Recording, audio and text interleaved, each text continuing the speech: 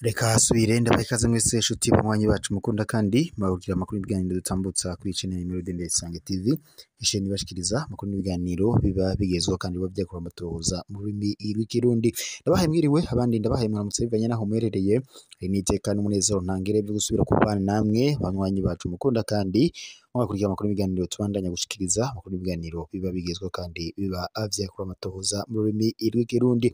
Reka mbaye ikaze makuru yacu uyo kuri iyi saha akaba amakuru cyane haraza gushimikira ku ngingo nkuru zikurikira.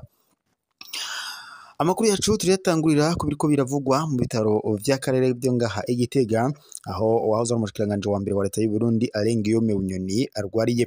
Arengiyome Bunyoni aheruka kujanwa mu bitaro vy'akarere byo ngaha Igitega, aho yajanwe kugira ngo akurikiranwe amagara y'ibivanye nuko atari yifashe neza. Amakuru duhabwa n'amasoko yacu naca cyane mubegereye umuryango wa Arengiyome Bunyoni batangaza ko Arengiyome Bunyoni yoba amagara mukitse, ariko bikavuga ko yoba arwaye indwara y'igisukari. Arengiyome Bunyoni yavanywe mu ibaro rikuru rya Gitega kwigenekerezo ry'icenda gitugutu uyu mwaka arungikwa mu bitaro by'akarere bya Gitega, aho abahinga cyangwa se abaganga batandukanye bariko baramukurikirana. Hari amakuru ndetse anavuga ko Arengiyome Bunyoni hoba hari abaganga bavuye mu mugwa mukuru w'ubutunzi Bujumbura ngo barungikwa ngaha mu bitaro bya Gitega bafatikanye n'abandi bamufashe kumuvura neza ngo abandanye yoroherwa.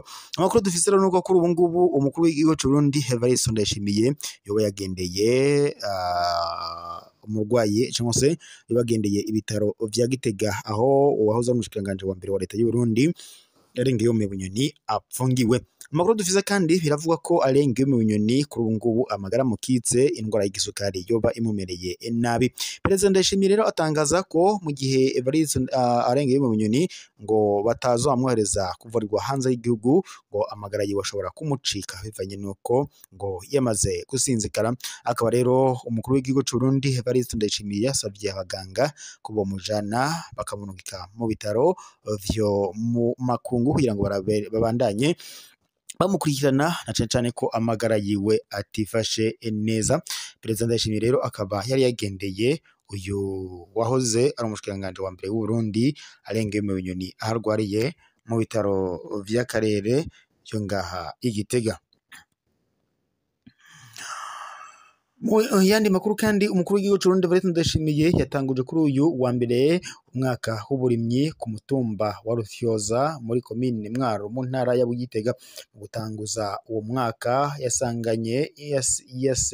yasengeye imbuto asaba ndetse Imana kuzihegazagira, yongera kandi ngo ihe igihugu cy'u Burundi imvura nziza kugira ngo abarundi bazoronke umwimbo mwiza. Inyuma yo gutanguza uwo mwaka umukuru w'igihugu cy'u Burundi Evariste Ndayishimiye yahaye ibikoresho by'uburimyi abanywanyi ba koperative ndwi hamwe ndetse n'umurimyi wa kijambere umukenguzamateka Imeride Sabushimitse. Koperative imwe yose ikaba yaronse ibipomo 5 n'amasuka 35. Umukuru w'igihugu cy'u Burundi Evariste Ndayishimiye kandi yasabye abarundi bose kurima kuko isi y'u Burundi yimbuka ibiterwa byose kugira ngo aboneke umwimbu. Mu gihe kandi yatanguje uwo mwaka w'uburimyi u Burundi buri mu mwaka wa mbere bugana iterambere. Umukuru w'igihugu Evariste Ndayishimiye akaba yasabye ko ahantu hose hari ivyatsi bitaribwa ngo harimwo mu ntumbero yo kugwiza umwimbu hamwe ata murundi azosubira gusuma ibyo kurya hanze. Agasaba kandi abajejwe kugwiza imbuto nziza ndetse ngo badasize inyuma imbuto kama z'u Burundi kugira ngo abarimyi baronke imbuto nziza zituma bagwiza umwimbu. Naho mu makuru kandi Perezida Ndayishimiye aherutse gutangaza ko igitoro casubiye kuboneka umusesekaro mu gihugu ku buryo babuze na sitasiyo ziza ngo kugitora. Cabaye cinci ku buryo ngo babuze aho bagiha. Ntibukeye kabiri Sopebu nayo iti ntimusye bwose mw'itangazo Sopebu yagarukanye ivyo kunywesha imiduga biciye ku buhinga bita igitoro pase, akamenyesha ko imodoka zitarekuriwe kunywa itoro imisi yose. Kuva ku wa mbere gushika ku wa gatatu hazonywa imodoka zifise iparanti iherezwa n'ibiharuro 0 1 2 3 4 kuva ku wa kane gushika dimanche hazonywa imodoka zifise imarati iherezwa na 5 6 7 8 9. Abanywesha ibitoro pompiste basabwa kubahiriza bidasanzwe iyo ngingo.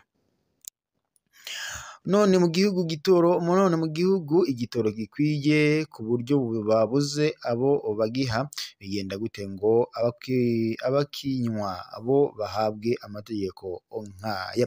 Naho leta ikwiye kwemanga ko ngo iki kibazo c'igitoro cayinaniye kuko nta utagorwa. Mu gihe kandi haheruka gushikirizwa ko igitoro ari cishi mu bubiko, ariko abafise amasitasiyo bakaba bariko barakirangura. Ishirahamwe Parseme ryasohoye umwihwezo waryo kuri ino wa 27 Gitugutu y'umwaka kuri ivyo vyashikirijwe ndetse kwibura ry'igitoro muri rusange. Ndikumana arongoye Parseme yagize ati twarumvise bavuga yuko igitoro coba ari cishi ngo banyene amasasiyo batangiye kukigura ngo kubera ata mahera bifitiye. Ubwa mbere hoho biragoye gutahura yuko bo kubaha amasitasiyo hanyuma bakabura amahera yo kuyashiramwo igitoro, ahubwo abantu bakwibaza ko kuntu igitoro kiguma gikenye ariko hari amasitasiyo akundwakaza gusumba ayandi. Ni ikintu rero co kwitonderwa kikihwezwa neza, kandi nanone ngo banyene amasitasiyo nabo ngo boba bafise ikibazo c'uburyo barashobora kwaka amadekuveri mw'ibanki canke bagakotesha aya masitasiyo. Uko biri kose ngo warubatse ikintu ntushobora kubura uburyo wokoresha ngo wisubize, kandi noneho naho leta yovuga ko ishaka kubikora yonyene, hariho ico bita partenariat public privé, mu gihe kandi umunyagihugu canke umugwizatunga yoba yubatse ikintu hanyuma leta igashaka kuyikoresha, haraba ico bita partenariat public privé, ahubwo uwo mugwizatunga we nawe nyene aba afise ivyo yatanze kugira ngo yubake izo sitasiyo. Uko kuntu usanga leta iza ngo irihagira ibintu vy'abagwizatunga hatabaye iyo partenariat ni bibi cane, kuko ngo biraca intege abagwizatunga ntibaba ngo bakizanye imitahe yabo mu gihugu. Nayo abagwizatunga mva makungu ivyo ngo barabiraba ko batagiye gukorera mu gihugu leta yaho yihagira amatungo y'abanyagihugu. Leta rero ngo ikwiye kureka gufata ingingo zatuma n'abagwizatunga babona ko umenga iki gihugu ni iki gihugu kitagira amategeko, kuko ntaho vyanditse ko iyo hari sitasiyo itariko irakora ko leta yoca ija kuyihariza. Ivyo kandi bishoboka mu gihe kandi igihugu kiri mu ntambara, hari ico bita etat d'urgence, niho leta ishobora kwihagira ikibanza kanaka kugene ku neza y'abanyagihugu. Ica nyuma ni ikibazo c'igitoro kimaze imisi kiguma kivugwa. Leta ikwiye kwemanga ko biriko birayigora, ico kibazo kiriko kirayinanira, mu gihe kandi abarundi bose bahanze amaso kuri ico kibazo mu kubona ubushobozi bw'iyi leta nshasha iheruka kujaho ndetse n'ubushobozi bw'abarongoye igihugu. Twarababwiye kandi kenshi ko igitoro kiriko kiraza ariko turarindira turabura. Ku bw'ico kibazo hakwiye gutunganywa inama yo kucigira hamwe n'ibindi twese tugatumirwa kugira ngo tucigire hamwe ayo masitasiyo bavuga ko yanse kuja kugitora akisusura ikinyoma kigakubitwa ahashashe. Naho umukuru w'igihugu c'Uburundi Evariste Ndayishimiye ahejeje kurungika ubundi butare bugira kabiri mu gihugu c'Ubushinwa. Kuri uyu wa mbere igenekerezo ya 27 Gitugutu uyu mwaka niho umukuru w'igihugu c'Uburundi Evariste Ndayishimiye yararungika icese ubundi butare bugira kabiri bushowe na leta y'u Burundi mu gihugu c'Ubushinwa.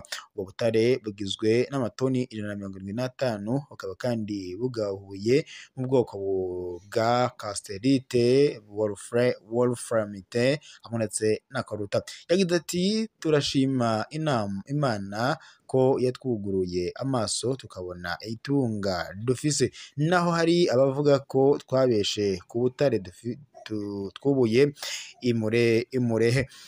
Ivyo biruko kandi mu gihe kw'isoko mpuzamakungu ikiro kimwe c'ubutare bwa koruta gishobora kugurwa ayagera ku madolari 70 bivanye n'iyo buvuye canke ukuntu buteguye. Reka tubandanirize amakuru yacu kubiriko biravugwa n'ubundi mu Burundi tunyarukiye Bujumbura. Umumenyesha makuru Kenny Claude Nduwimana yakuwe mw'ihoro rikuru rya Mpimba ajanwa mwigendereza.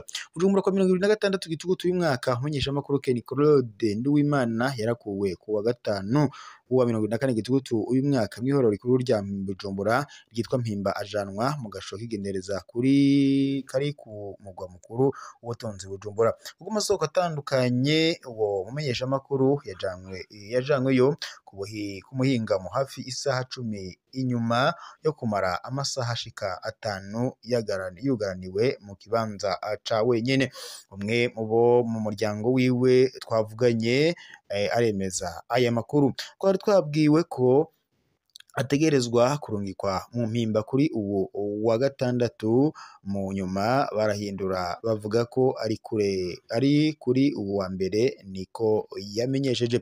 Icatumye arungikwa mwigendereza ntikiramenyekana, ariko kubw'umunyagaryango w'uwo mumenyesha makuru imvo ishobora kuba ifitanye isano n'amakuru aheruka gushirwa ahabona n'ikimenyesha makuru gikorera hanze y'igihugu avuga ko hoba hari ubushurashuzi bukorerwa abakenyezi bapfunzwe bifashishijwemo na bamwe mu ndongozi z'iryo bohero. Ariko kandi uwo mumenyesha makuru ndetse n'abamwegereye bariyamiriza ivyo yagirizwa. Ayandi masoko abibonamwo ahubwo uburyo bwo kongereza ikiringo co kumupfunga. Kenny Claude yari yarungitse inshuro zitatu muri izi ndwi zitatu nyene ziheze, kandi hari hatanguwe intambuko z'ukuzohava arekurwa biciye ku rwego rwo hejuru. Nta nkeka ko hari abantu bifuza ko aguma umunyororo boba bari inyuma y'ivyo byose, niko bishikirizwa n'umwe mu begereye iyo dosiye. Mu Burundi bamwe mu bapfungwa barashobora gutunga telefone mu mpisho. Kenny Claude Nduwimana nawe nyene yoba yari afise imwe. Kubw'amasoko yacu itelefone yiwe yoba yarasuzumwe ariko nta giteye amakenga casanzwemo.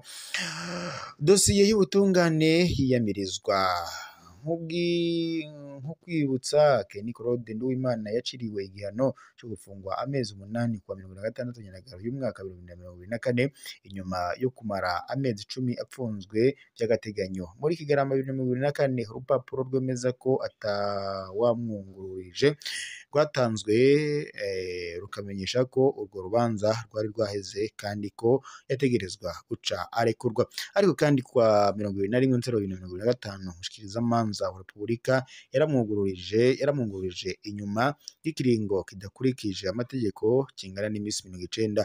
Abamuburanira bakaba babona iryo yunguruzwa nk'iridakurikije amategeko kandi ko ritokwemerwa.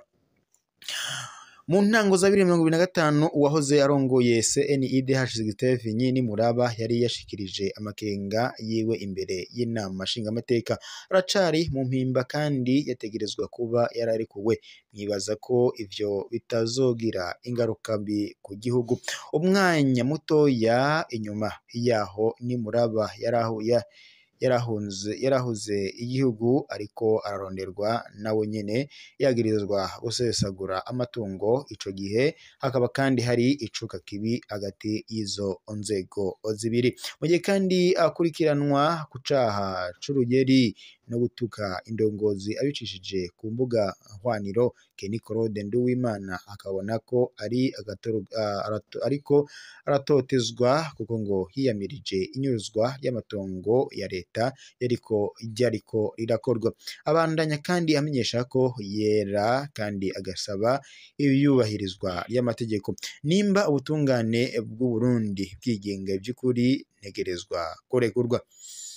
Naho Gitega ho hatowe ikiziga c'umukenyezi ku mugwa mukuru wa politike w'u Burundi Igitega kwa 2026 gitugutu y'umwaka. Ubundi bwicanyi bwikekwa ku buriko burahungabanya igisagara ca Gitega, umugwa mukuru wa politike w'u Burundi. Ikiziga ca Janine Niyonzima imyaka 45 caratowe mu gitondo co kuri uyu wa gatandatu wa 2025 gitugutu y'umwaka kwibarabara rya kabiri ryo muri quartier Magarama. Kubwo babibonye yari ahari ngo umuhisi yari aryamye kumuhana iwe. Ayo makuru kandi yareremejwe na Yandere Nzibarega, umukuru w'iyo quartier, atomora ko uburyo uwo muhisi yishwemo ngo butaramenyekana. Amatohoza ariko araba kugira ngo hamenyekane icamwishe.